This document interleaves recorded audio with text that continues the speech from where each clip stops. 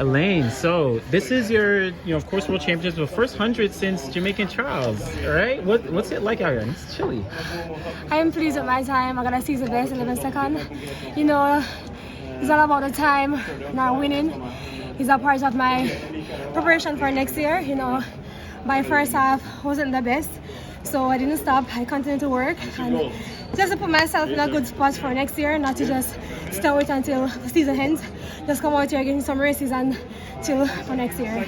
And talking about next year, you've made a lot of changes, specifically, of course, coaching. What was kind of behind that decision, and how is it going the past couple of weeks? Well, you're gonna make plans and changes for preparation for your future, and I think having other people coming in and help me to be where I'm at, I think it's a good pleasure to have a team at Dreamwork. So I'm looking forward for the future to come and what it has been stored for me. So I'm just going to stay positive, stay focused and motivated, and just continue the season, not to expect a fast time, but to have a nice season best to close off.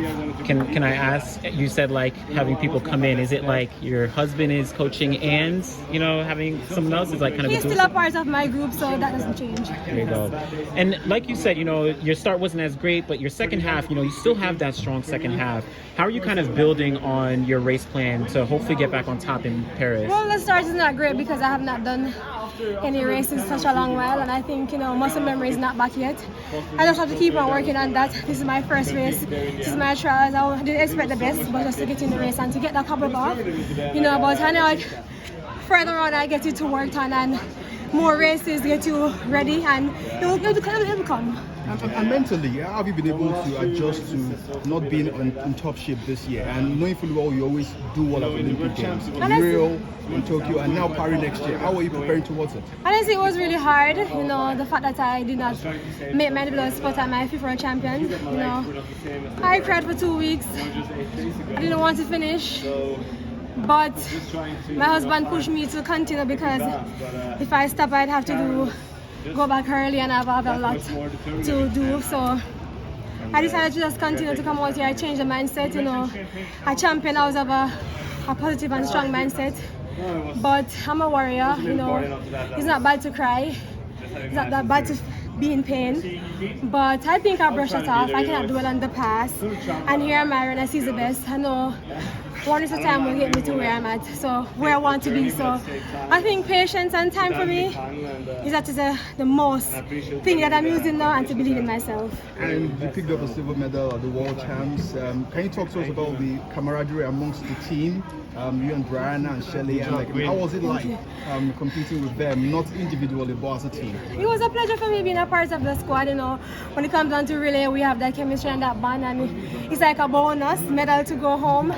And even though myself and Brianna wasn't a part of the individual squad, we still managed to get a medal to go home with, and that puts a big smile on our face and to keep us motivated. I think everybody will have the same story. I think my story will be a big motivation for the younger boys and girls. And it's not about winning all the time. Makes a good story. It's the obstacles and the struggles that you have been through to be the champion and to be a great person. I think for me, I will just continue to tell my story and have younger boys and girls to, I can inspire them to be the person that they want to be, and never say never, because what the future holds for you. I'm just curious, like you said, you've got a lot of support and you're no stranger to bouncing back, right? 2017, 2019 didn't go your way, but bounced back for the Olympics. Can you talk a little bit more about that support system that's helped you through the ups and downs to get back? My grandmother, I have to give her all the praise. Whenever I call her, she always makes me feel so comfortable, so good, overjoyed. Like, if I'm down, I just pick up the phone. I was like, Grandma, and my foot is not giving me the service I want. I should keep on praying. And, she motivates me.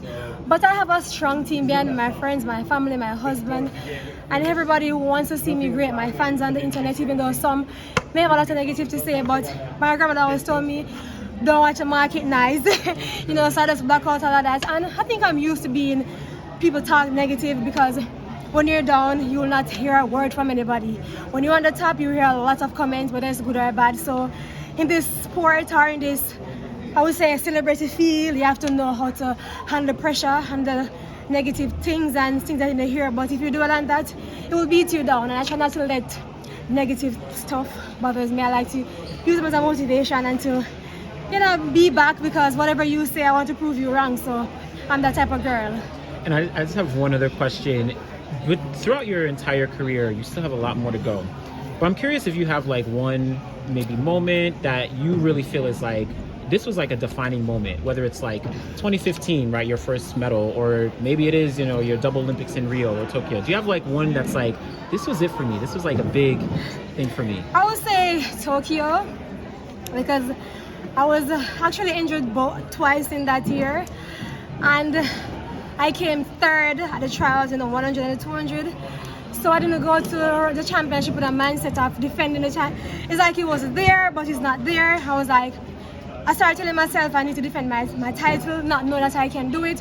So I started to write down things that I want to achieve. I want to run 10.5, I want to run 21 this, not knowing I would go there and win my double. So I think sometimes, you know, you want to do good, but have your expectation there, but not expecting anything. And I think I went there not expecting nothing, but in the brain I want to win my title.